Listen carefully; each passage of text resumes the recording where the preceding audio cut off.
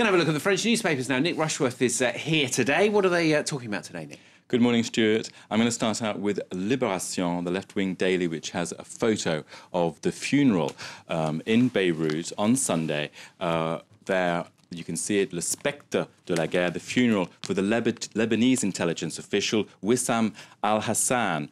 Now, also on that front page, it's very explicit on Libération this morning that Damascus, the regime of Bashar al-Assad, is seeking to destabilize its neighbor and the region.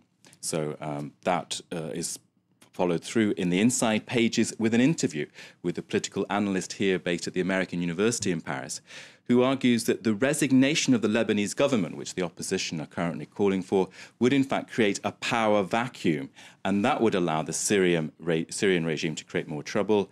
There we can see the headline there that the Lebanese are divided. So the question asked in that piece is Lebanon the weakest link? And the reply from the analyst is yes, because the fault lines of politics in Lebanon are so tense and so difficult and incredibly complex.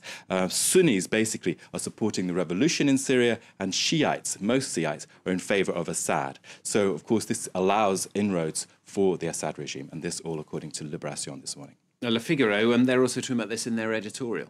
Well, their front page editorial is entitled Lebanon in Danger. Now, it says that Bashar al-Assad started out fighting his own people, and that was not enough for him. It didn't ensure his survival. So what's his last option? His last option is to destabilize the region, and why not Lebanon, which is a supply route of aid to the Syrian rebels? That's the argument there.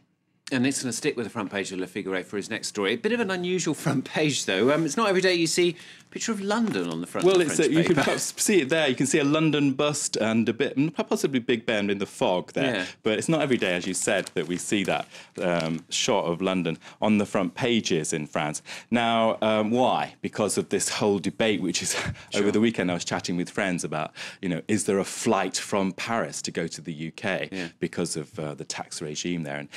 And Le Figaro this morning is arguing very much that it is.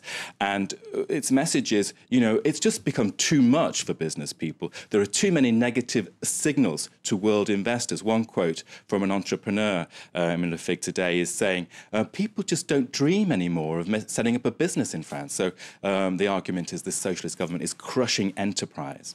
Now, Les Echos, the business daily, they're also looking at this. They're looking at it from the angle of the cost of hiring, because a report about to appear on competitivity. Well, that report is by Louis Gallois, and he is the former boss of the French railway system, SNCF. Now, he's going to recommend, apparently, a €30 billion cut in charges for hiring in France, which is a major burden for companies. Now, of course, Les Echos reporting that the socialist government not going to go this way. They've already announced €10 billion in hikes, so they're not going to go that way. They're going to distance themselves from that. But oddly enough, we can sort of be preachers of gloom and doom, but in fact there's actually a nice story in Les Echos today saying that businesses are coming, look at that headline there, foreign businesses who are investing in France, and it profiles several of them, including Amazon, which has just set up a logistics base in Burgundy. Right. And the argument, is, we've got these terrible problems with, hiring charges, the tax burden, but what has France got? It's got its French flair, it's got highly qualified personnel, it's got excellent infrastructure. So that's sort of beating the drum for the Frenchies there. OK, and finally, very, very quickly, Aujourd'hui en France, Le Parisien. Yeah, it's profiling what they say is the alleged mastermind of a suspected terrorist cell, the group of Cannes, which was dismantled a couple of weeks ago, and it reports that he basically got himself as a teenager into a kind of mystical spiritual journey, going from Catholicism to Rastafarianism and eventually to radicalism. So that's profiling him this morning.